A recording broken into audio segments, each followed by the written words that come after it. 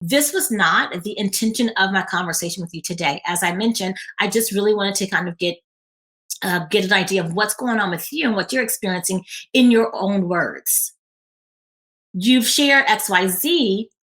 Again, this is not the point of the conversation, but if you would like to, I can share with you how I could support you with this.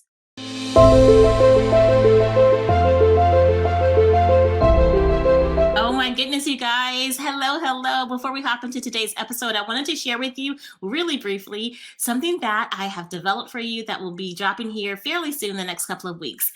I have created an exclusive podcast series entitled Empowered, Embracing Your Brilliance as a Holistic Health Nurse. You guys, we're going to be navigating, we're going to be doing a deep dive into your desires, your fears, how to navigate them, your frustrations, and ultimately how to create the level of income and the level of impact that you truly desire with your holistic health coaching and consulting business. Okay. We're going to be doing a deep dive into not just the physical things that you need to be doing, but how to manage emotionally, spiritually, mentally, and financially. So I'm excited to bring this podcast series to you. Be on the lookout.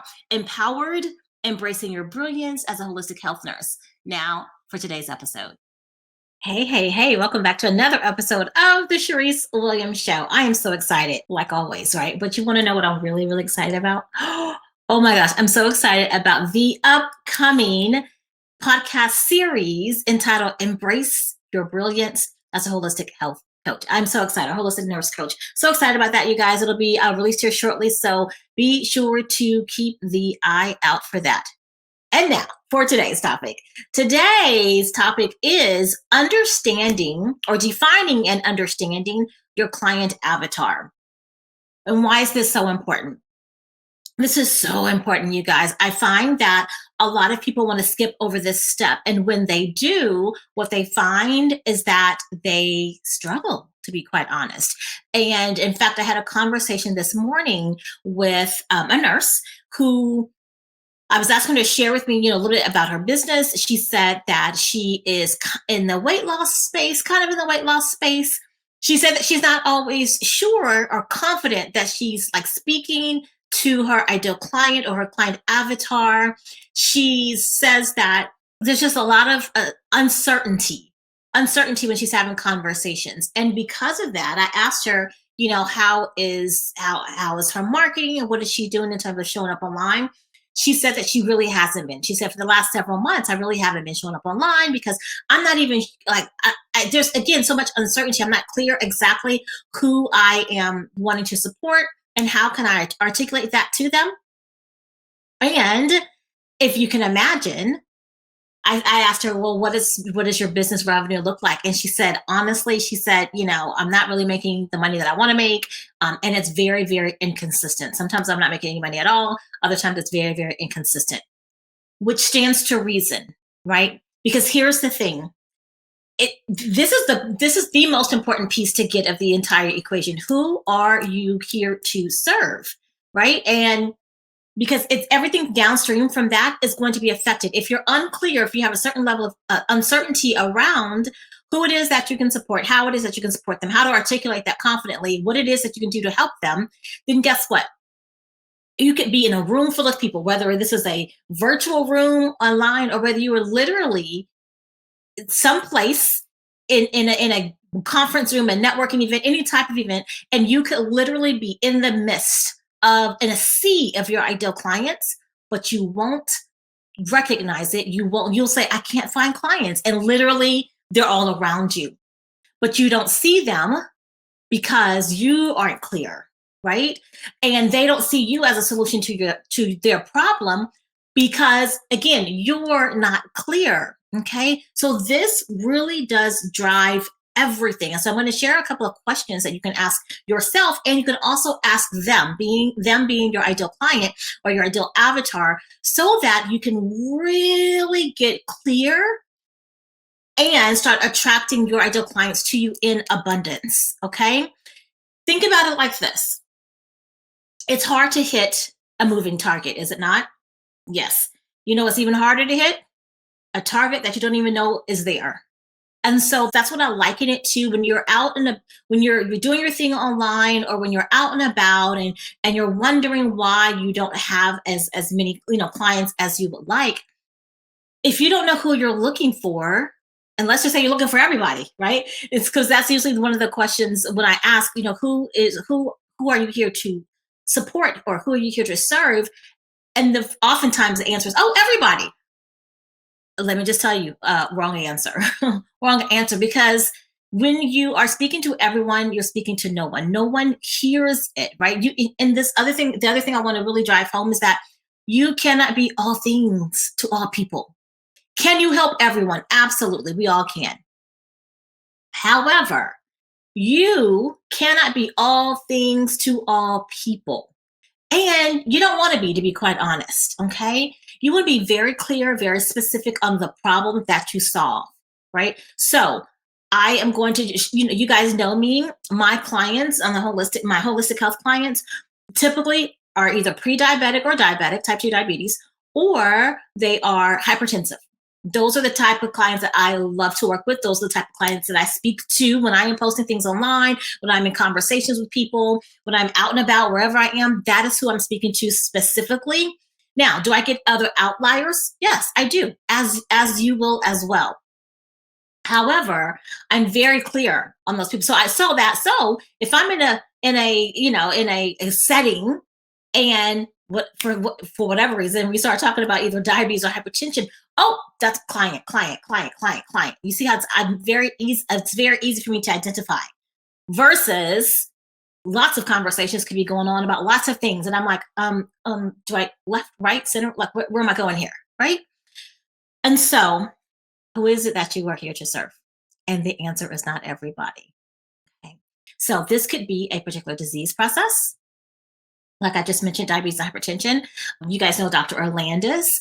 His thing is, his niche, his ideal client is or are women who are menopausal. Not all women. Can he help all women? Yes, absolutely. What is his focus? Women in menopause. Okay, so it becomes very clear. That's a very specific conversation that he's having, again, either online or in person with people, and it's very easy to recognize and to identify through conversation, right? Okay, and it's very easy to attract your clients when you're speaking that language, and I'll talk about language in just a second. But when you're speaking your client's language, which is what you want to be speaking, and that is really the key, the hack, if you will, to attracting your clients to you in abundance, so that you're not always out chasing and looking and searching. It's about attracting and inviting them in. You can't attract them and you can't invite them in if you're not speaking language that's resonant with them. Okay, so first thing first, pick an area, right? Just pick what lights you up. That's the question I always like to ask. What is it that lights you up? Honestly, working with people with diabetes and hypertension lights me up. Can I help people with thyroid issues? Yeah. Does it light me up? Not particularly. I can do it. But here's the thing. As you're building your business, your holistic health business, functional medicine business, what is of the utmost importance is that you're doing what you love. You should be doing what you love to do. Okay. Otherwise, you can just get a job and work with everybody, right? Get a job at a primary care, wherever, or get a job, go back to the bedside. You'll take care of a lot of everybody, a lot of everything. But when you're building your business, it should be what you absolutely love to do. Okay. So you got clarity around that. Now, a question to ask is, it's a why and a what question. The first question I want to give you is, what's their big why? What's their big why? It's for seeking support, for working with you, right? What's their big why? Here's the thing. You don't have that answer inside of you. That answer is inside of them. And so, again, this is a step that a lot of people skip, but it's gold. This step that I'm going to share with you is absolutely gold. This is actually what we teach inside the Process Practitioner Program. As I teach this with my one-on-one clients as well, my group clients as well. Do some client interviews. So let's just say your ideal client or your client avatar are women in their 50s who are diabetic. I'm just going to put that, use that as an example. Or let's just go with menopause, who are menopausal. Okay. All right. So you probably know, just, some of the struggles, right?